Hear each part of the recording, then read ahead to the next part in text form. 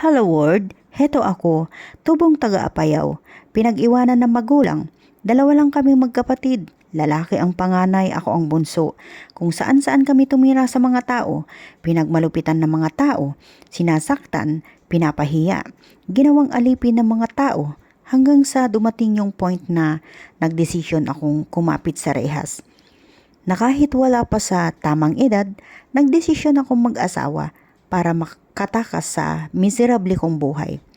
Ang sabi ng mga matatanda, mas maganda daw na mag-asawa ka ng mas may edad sa'yo kasi nasa kanya na ang lahat, tulad ng pag-uunawa sa lahat ng bagay. But it's turned out that my decision was very, very, very, very wrong. Grabe, maling-mali talaga.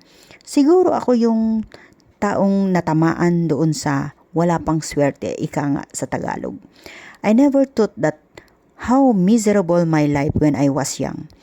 My life was even more miserable when I got married. Pero kahit ganyan ang nangyari, nagpapasalamat pa rin ako sa asawa ko. Nang dahil sa kanya, nagkaroon ako ng Tres Marias na sa kanila ako humuhugot ng lakas sa ngayon.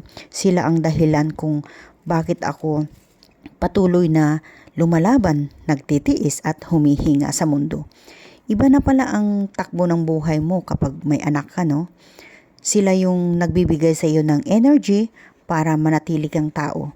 Dami kong pinagdaanan, sakripisyo, pagtitiis, pagpapakumbaba at manatiling magalang sa mga taong nanakit sa akin. Yun ay dahil sa mga anak ko. Ito ang part 1 ng buhay ko. Kwento ng buhay ko, miserableng buhay ko, madilim na buhay ko.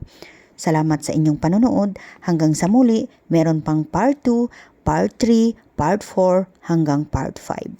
Salamat. God bless you all po. Bye-bye.